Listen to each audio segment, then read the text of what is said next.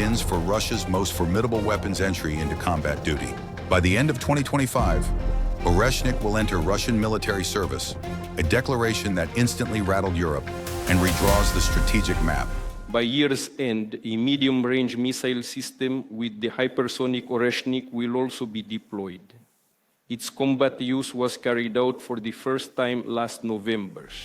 Oreshnik is a nuclear-capable, intermediate-range hypersonic missile, able to travel at speeds of Mach 10 with an estimated range of 4,000 kilometers. At those speeds, interception becomes nearly impossible. Existing air defense systems, even the most advanced, are effectively outpaced. But this weapon is not just designed for Ukraine. The message is broader, far broader. Europe is in the direct line of fire. London, Paris, Berlin, Brussels, and other European capitals, all are now well within the reach of the Russian military.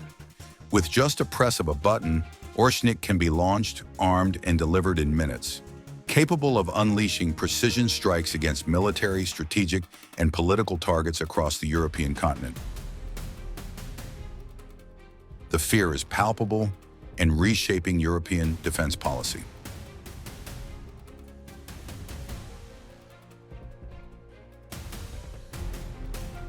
Germany has rushed to procure the Arrow 3 missile defense system, designed specifically to counter threats like Oreshnik. Britain, meanwhile, has adopted a noticeably more cautious tone when it comes to backing Ukrainian deep strikes inside Russia. And here is another strategic checkmate. Putin chose top ally and NATO neighbor Belarus for the deployment of Oreshnik. Belarusian President Alexander Lukashenko said Oreshniks have arrived and are operational ready. This deployment fundamentally shifts the balance of power in Europe. In case of conflict escalation, armed forces of several tens of thousands of people are designated in Western Russia, who immediately, as a second echelon, join the military struggle. Belarus goes first. We need to react. Furthermore, we are supported by the Russian Federation. This is precisely the regional grouping of troops and tactical nuclear weapons that we have returned to Belarus. In addition, the first positions for the Oreshnik missile system have been equipped. It has been with us since yesterday and is now entering combat duty. Oreshnik is Russia's first post-Soviet intermediate-range ballistic missile. It is capable of carrying multiple independently targetable warheads mounted on hypersonic maneuverable re-entry vehicles. These warheads can alter course mid-flight, approach targets from unexpected angles, and strike with devastating precision. Moscow said the system can be armed with either conventional or nuclear warheads. And here's the chilling part.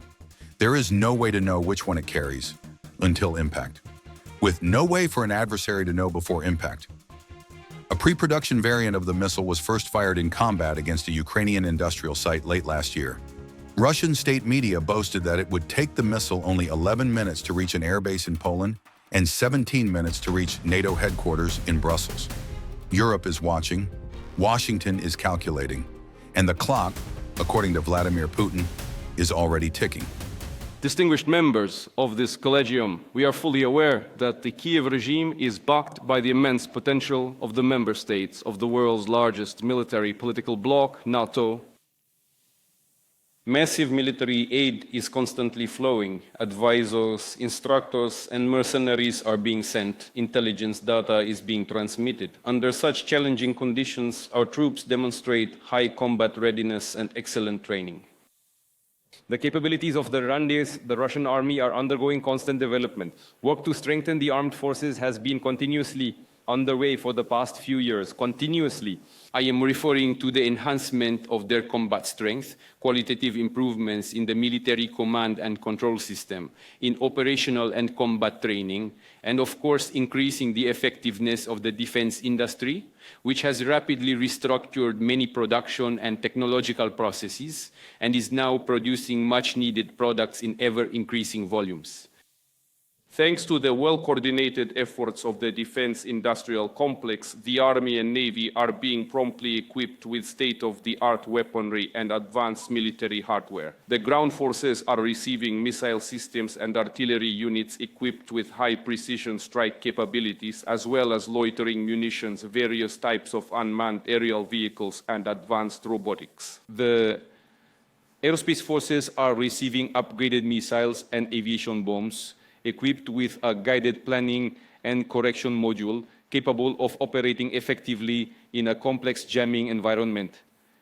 Many here that they know how much work efficiency has increased over the recent period. It sometimes turns out to be over 80%. I want to express my gratitude to those who are involved in this. This is real help, real help. This year, the Navy's fleet was expanded with new submarines joining its ranks, including the strategic missile carrier Kniaz Pożarski, as well as 19 surface ships and vessels. Successful tests were conducted for the strategic unlimited range cruise missile Oreshnik and the unmanned underwater vehicle Poseidon. By virtue of their nuclear power propulsion system, these complexes will for a long time remain truly unique and unparalleled. They will ensure strategic security parity and solidify Russia's global standing for many decades into the future. We will continue to dedicate our efforts to these complexes. We will further develop them, perfect them, and enhance their capabilities. But they already exist.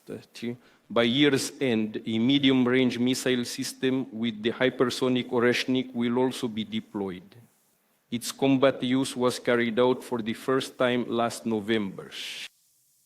The high level of training of units and formations, their ability to solve the most complex tasks is also confirmed during regularly conducted exercises, including with our foreign allies and partners to whom we share the experience gained during the special military operation. I'll highlight the good results shown at the Joint Strategic Exercise Zapad 2025.